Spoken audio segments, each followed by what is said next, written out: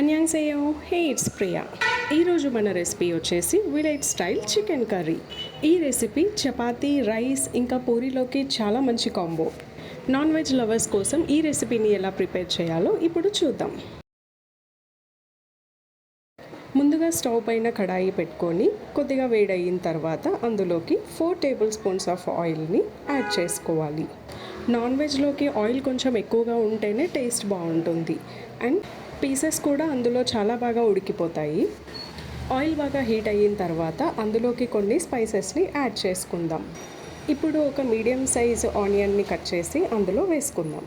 మంటని మీడియం ఫ్లేమ్లో పెట్టుకొని ఆనియన్స్ని కుక్ చేసుకుంటూ ఉండాలి. ఆనియన్ స్లోగా కుక్ అయ్యే టైంలో మనం ఫ్రెష్గా ప్రిపేర్ చేసిన జింజర్ గార్లిక్ పేస్ట్ని యాడ్ చేసుకుందాం. ఇప్పుడు నాన్ వెజ్లోకి ఎప్పుడైనా అల్లం వెల్లుల్లి పేస్ట్ని ఫ్రెష్గా ప్రిపేర్ చేస్తేనే దాని అరోమా అనేది కర్రీకి చాలా బాగా ఉంటుంది.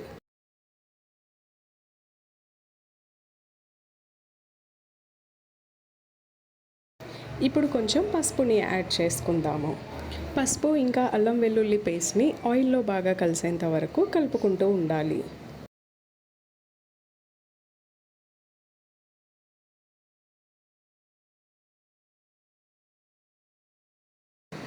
ఇలా స్లోగా కలుపుకుంటూ ఉంటే అల్లం వెల్లుల్లి పేస్ట్ అంతా స్లోగా కుక్ అయిపోతుంది.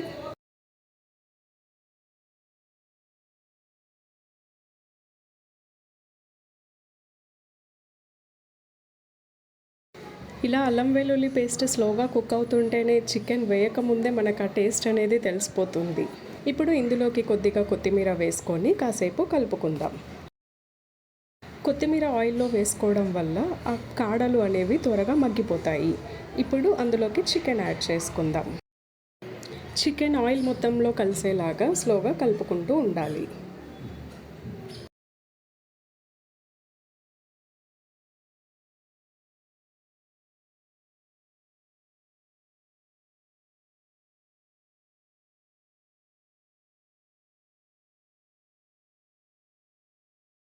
ఇలా చికెన్ అంతా ఆయిల్లో బాగా కలిసిన తర్వాత మంటని మనం మీడియం ఫ్లేమ్లో ఉంచుకొని లిడ్ కవర్ చేసి పెట్టుకుంటే చికెన్ స్లోగా కుక్ అవుతూ ఉంటుంది.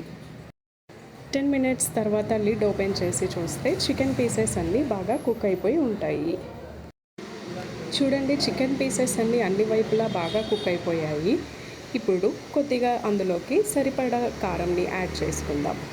విలేజెస్లో కారం అయితే కొంచెం ఎక్కువగానే తింటారు, కాబట్టి మీరు ఎలా తింటారో దానికి సరిపడా కారంని యాడ్ చేసుకోండి. అండ్ నాన్ వెజ్ అంటే కారం కొంచెం ఎక్కువగా ఉంటేనే బాగుంటుంది.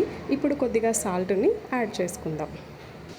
కారం, ఉప్పు అంతా పీసెస్ అన్నిటికీ బాగా పట్టేలాగా కలుపుకుంటూ ఉందాము. కారం పచ్చివాసన పోయేంత వరకు ఆయిల్లో కాసేపు కలుపుతూనే ఉండాలి.